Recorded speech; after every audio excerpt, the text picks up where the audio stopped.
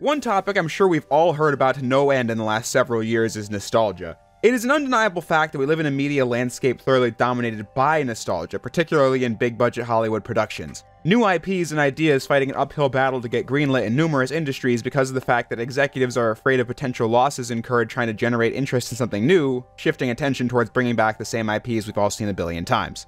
This gradual shift towards a culture of nostalgia has been going on for decades, the pop culture boom of the 1980s being an interesting origin point as countless new and iconic films and games were released, but now we have movies, sequel, reboots, remaking movies that already existed. Now, analyzing how pop culture evolved in a way to where nostalgia was such a powerful force isn't what I'm here for. That's a subject someone else could cover in more depth than me. Instead, I want to use the fact that we live in a media landscape dominated by nostalgia as a springboard to discuss something specific.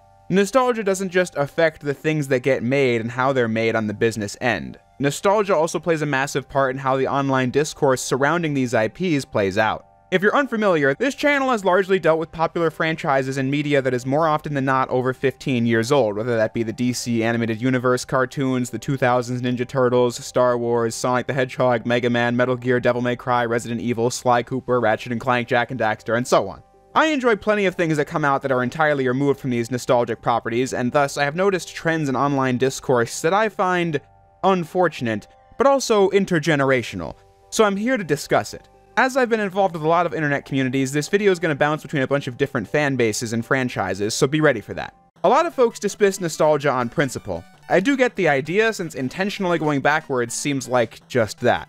However, I think it's case by case, since I really like nostalgia, on average.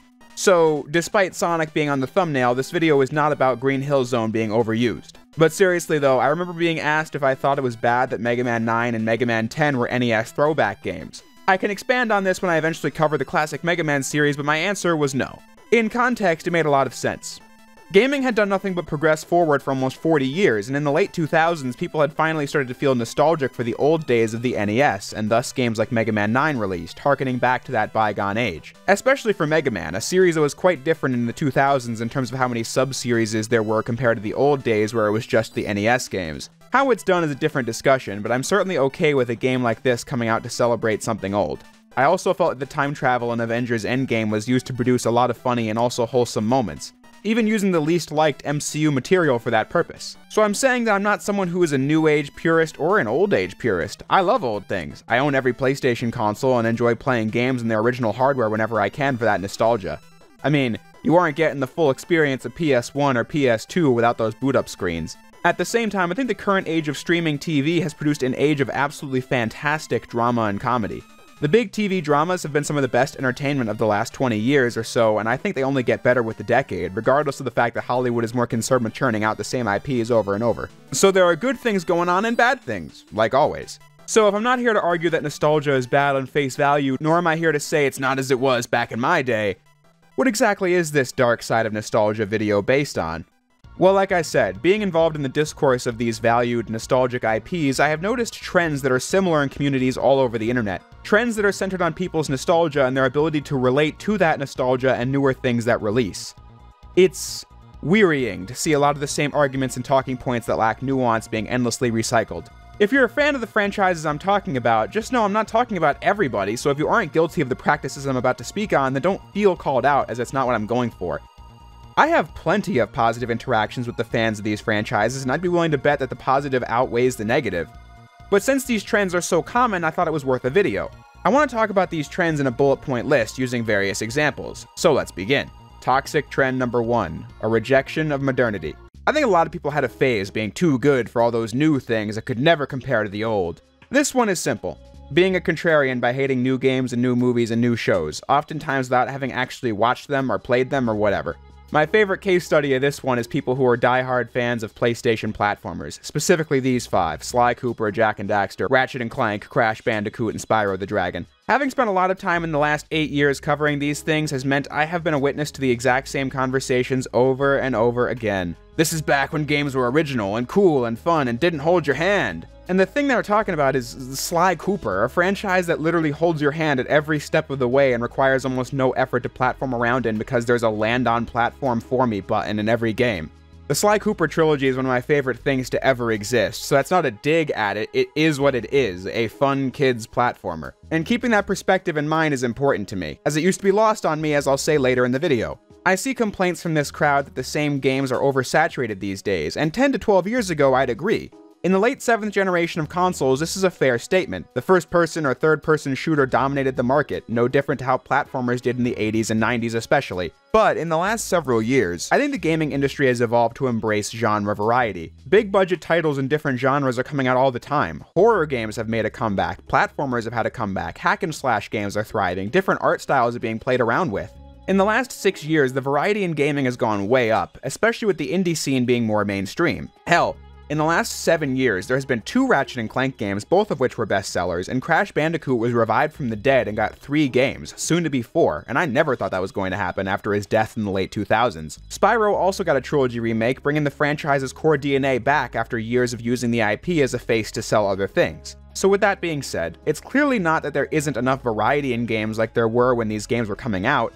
You just want Sly to get the endless supply of sequels that Mario gets, when I just don't think all franchises are created equal. Sly just doesn't have the endless shelf life that Mario does, the price to pay in telling an ongoing story. This is what I was going to talk about in last week's video, but I decided to cut it and save it for this video. So having said that, next case. 2. An inability to engage with new and old media without it becoming a vapid comparison. Scroll down to the comments on any music video predating the year 2010 and I guarantee you, odds increasing with each decade you go back, you'll see a ton of comments that are saying, yeah, this is the real music, unlike that evil new stuff. As if we just reached this crosswalk of doom where everything suddenly became bad. When I talked about the 2003 TMNT series, you'll notice that I focused exclusively on what I liked about the show itself and the things that made it good.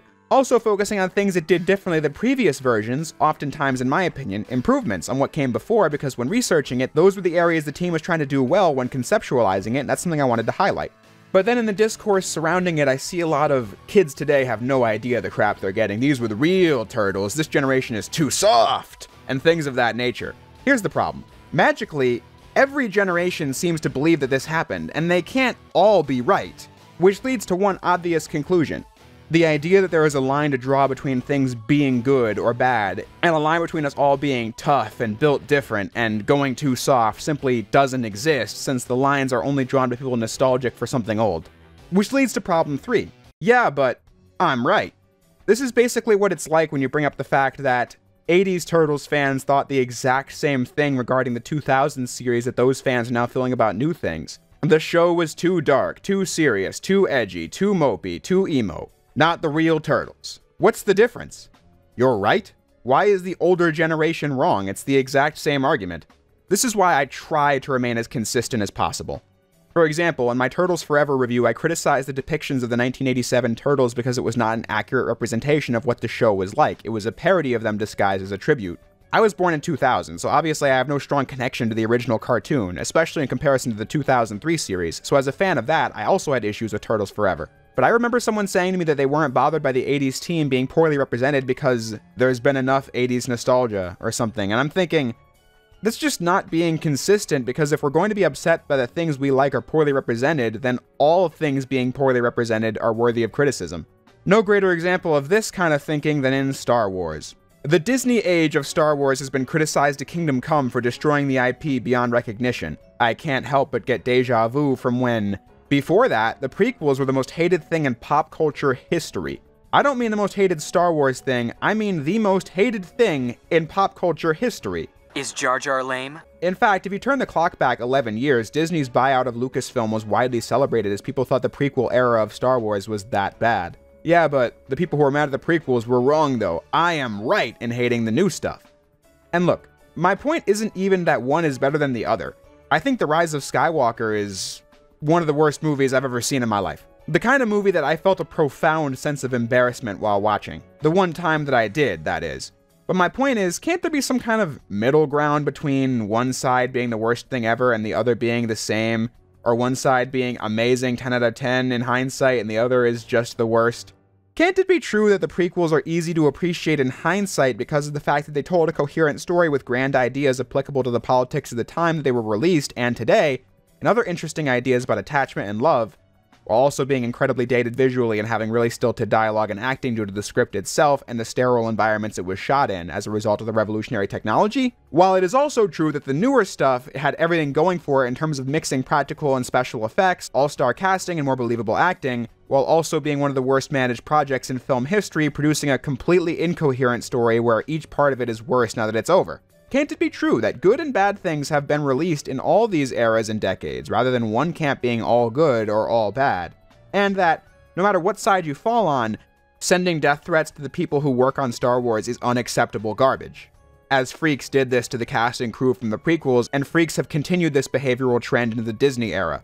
You might wonder, why am I speaking about this like I'm some kind of wise sage divorced from all bias? Answer is, I really am not. Everyone is biased to some degree, but I'm speaking about this because I want to show off how these arguments lack nuance because of the fact that I myself was once as guilty of it as you could get. I remember when The Last of Us was revealed in December of 2011. I was furious. Oh great, Naughty Dog just wasted several years in that lame Uncharted instead of doing more Jak and Daxter. As if that wasn't bad enough, we're now getting another realistic shooter. Clearly I was ahead of my time in the hating The Last of Us without having played it industry, as I continued that bias against the game even after becoming an Uncharted fan. Amazing what trying things will do for you. I still had a resentment against this game I never played, and now look at me. Ever since I played it in 2014, The Last of Us has remained my favorite game of all time, and now, 8 years later, it's one of my favorite franchises of all time. The HBO series has been an absolute banger thus far. But I chose to hate it because I wasn't getting what I wanted, which goes back to issue 1 from a few minutes ago. Of course, you don't even have to go back that far, as one of my most popular videos pretty much is a back in my day kind of thing. Oh, and speaking of Sonic, issue 4, Warping Reality to Suit Your Narrative. The darkest depths of the Sonic community is entrenched in an endless era war fighting to prove which decade of Sonic was the best. The most interesting thing to come out of this would be how many people are okay warping reality itself to make your opinions more valid. Here's how. I have gotten a shocking amount of pushback from 2000s Sonic fans every single time I say that Sega tanked the credibility of Sonic back in the 2000s with rushed games of varying degrees of compromised quality, and that Sonic Colors saved the series from those games and that Generations cemented it. Only for Sega to kill it again with Rise of Lyric in 2014, but that's a separate problem. Thing is, for people who despise the 2010 Sonic with all their might, hearing Sonic Colors saved the series from the likes of Unleashed and Black Knight is enough to inspire comments about how Colors always sucked and ruined the series, sales tanking after Colors, yada yada yada, just nonsense. Also, a high amount of people have thought this meant I don't like Unleashed when they hear this without the full context. I never said that. I think Unleashed and Colors are both fun games for similar and different reasons. Look, the fact is, Unleashed and Black Knight were poorly received games. Sonic Colors was not that, and that is how Sonic Colors defined the next several years of Sonic. This is basic stuff.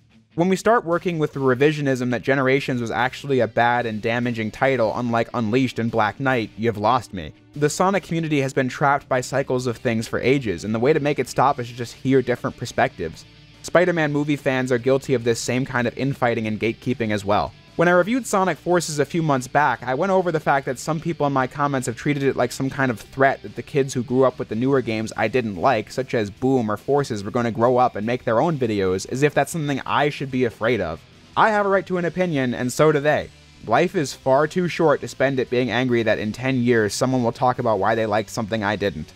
But in the comments, a couple people said something to the effect of, "We end the cycle by not giving people who like a game as bad as Forces the platform to talk about it." Which is absolutely not what I was saying. My point was, obsessing over negativity was bad and that I don't care if people liked the game. I just didn't, and I had my reasons why, entirely divorced from silly nostalgia wars. As most of the video was spent comparing it to Unleashed, Colors, and Generations, two of which I'm ideologically supposed to hate, apparently. I'm not saying you can't hold opinions different from the majority. If you don't like Sonic Colors, more power to you. If you think Sly Cooper is goated and The Last of Us sucks, agree to disagree, I guess. I liked both. The Last of Us 1 and Sly 2 being my two favorite games of all time. If you gave them all a fair and honest chance, then you can feel however you want, and we can have a neutral discussion about it, because there are people in real life that I talk to who I don't have the same video game opinions as, and it's a fine and normal conversation because it's a really unimportant thing at the end of the day. But when we deal with alternative facts about Sly Cooper totally being a mega hit waiting to happen compared to those games that keep coming out for some mysterious and unknown reason, I just want to disengage because I smell nostalgia bias in the air. Issue 5. Misunderstanding the thing you like to a shocking degree, even years later. Here are some good examples. Sly Cooper. This one's come up a lot in this video, I realize. Sly 3 gave us an ending to the story of these characters, realizing that life offered more than what they had, and that there was strength in moving forward and finding new things. Not because you hate what came before, but because you can stagnate by doing the same thing forever. The spirit of the developer making the game, which I think bled into every aspect of Sly 3's narrative. Something I never realized as a kid because that's such a nuanced idea in a kid's game. But then I just never accepted it after the sequel was released, as I just kept going on and on about how much I hated it, while people also get their hopes up year after year for Sly 5 leaks. Less and less each time, to be fair. When it's in the community's best interest to just accept what we have and enjoy it for what it is. I did mean every year, by the way. This infamous image is literally from 2013. Another great case study is how Teen Titans infamously ended on this episode where Terra was seemingly back from the dead, and Beast Boy wants to get to the bottom of it over helping the other Titans with some new monster of the week. The episode ended with no answers really given on what was going on. Naturally, the fanbase wanted to see Season 6 for years, but the cast and crew knew going into it that there was never going to be a Season 6. This was intentionally the ending. There is no cliffhanger. Maybe you don't get it when the episode came out back in 2006. I mean, I was 5 when the episode premiered, but that's okay. It's looking back on it with an adult lens that allows you to see what they were truly going for. And failing that, you could just listen to the people who made it. Here's Kari Payton, the voice of Cyborg. We wanted to do a Season 6. We wanted to explore, Starfire's kind of personal journey, kind of the way that everybody else had. But it wasn't in the cards for us. And so we thought to ourselves, what is a teenager's last lesson? This is Teen Titans. This is the end of the road. This is kind of graduation in a way. So what is the last thing that we all learn as teenagers? And we're thinking about high school, and you graduate, and they're friends that you had all your life, and you become very close to, and then for whatever reason, the relationship doesn't go the way that you think, and you never see these people. There's somebody that you thought that you'd be friends forever, and you never see them again. And maybe there was something that there's some closure that you wanted. But you know what? Life doesn't work that way. Once you become an adult, life doesn't work that way. And sometimes you just gotta learn to move on. For more information, you can watch the video my friends at the Watchtower Database did on this subject. It was really good. Having now lived past the age he was talking about in that clip, I totally get it. In life, things change, and it's okay, and not everything gets wrapped up into a neat little bow. You keep going on for the things you do have in life, not chasing the things you don't. Things change, people change, often without explanation, and we aren't owed one either. This issue is minor compared to the other ones, because if you remember Teen Titans ending on a cliffhanger because you haven't seen it in 15 years, that's fine. It's not like I expect everyone in the world to have seen the clip I just played, but the problem with ignorance and never having reached a deeper understanding of these nostalgic things is Issue 6, Obsessing over Hating. This one might be the biggest issue of them all. All the previous ones are matters of opinion, and if you're minding your own business, they're all just pet peeves of mine from a vocal minority, not a serious issue, but it was all leading to this. I just find it depressing how obsessed people are with hating things they don't like and usually haven't even seen. Here's an example. I love the Ninja Turtles social media. They do fun posts all the time and celebrate the most ridiculous of TMNT media, like the anniversary posts about TMNT 3, a movie that is almost universally panned. The social media page frequently pays homage to the entire history of the brand, as one turtle from each of the 4 cartoons is the banner. However, there are these idiot weirdos who camp out in every single post they do that acknowledges Rise of the TMNT to tell the world how bad Rise is and how much they wish it wasn't there, for little reason other than it's different and therefore ruined, as if there aren't a million incarnations of the TMNT that are more your speed. And I doubt they've ever seen it to begin with, but I can't prove that. This is how earlier issues compound now. If you're obsessed with the back in my day thinking, this is the only endpoint, spending your valuable time in life hating things that are not made for you and never were. It twists your love of your childhood things into hate of new things, and it's sad to watch. Something I've been guilty of for years with Sly 4, for example. More information in the previous video if you want to hear about it. These are the same kinds of people who have been hate watching Teen Titans Go for 10 years. 10 years. Season 6 hasn't been taken away by Go, it's just a goofy parody of the OG series. The show you can buy on Blu-ray that is going nowhere. People like this get made fun of in the show and still don't get it. If the things surrounding that which you supposedly like make you this upset, it's time to log off. So here's my point in all this. I love nostalgia. I really do. And that's what I was saying at the beginning of the video as well. But when nostalgia is turned from a love and appreciation of the past into a spiral of hate on things that are new, I think people do themselves a disservice. It's a path of resentment and negativity, as well as making you become more insulated and stubborn, dismissing new things out of hand. You can like or dislike whatever you want. I have to restate that because it's true. Things that suck based on old IPs come out all the time. I just don't watch them because I don't really give a damn. If you believe Rise of the TMNT is bad and have reasons why beyond it not being what you're used to and don't go around being a miserable weirdo about it, fine. You're entitled to your own opinion, as am I. I just hope that people can still appreciate the things they loved as a kid for intrinsic reasons beyond it not being the new thing. And I also think there is strength in letting the things you loved as a kid move on without you. It's okay. I've never seen Rise of the TMNT because for me, I've already got a version I go back to. But for the kids of the late 2010s, they decided to do something different and a lot of people really dig it. Who am I to make a scene about it? I already went through that when the 2012 version came out and I watched a couple episodes of it and I decided I hated it because it wasn't the 2003 version. Now, I'll give my opinions on things I like and didn't like if I'm doing a video on something new, like, say, Sonic Frontiers, but it doesn't live in my mind rent-free. I just focus on the things that I like, which is out there in spades, as there are just so many great shows to be invested in and games to play. And I hope, through this ramble, maybe somebody has learned something or seen things from a different perspective, as again, this isn't a large issue in the global scale. It really is just something I notice over and over in different internet communities, and I wanted to speak on it. But that's pretty much all from me today, so I'll now say what I always do at the end of the video. Thank you all for watching, and I'll see you next time.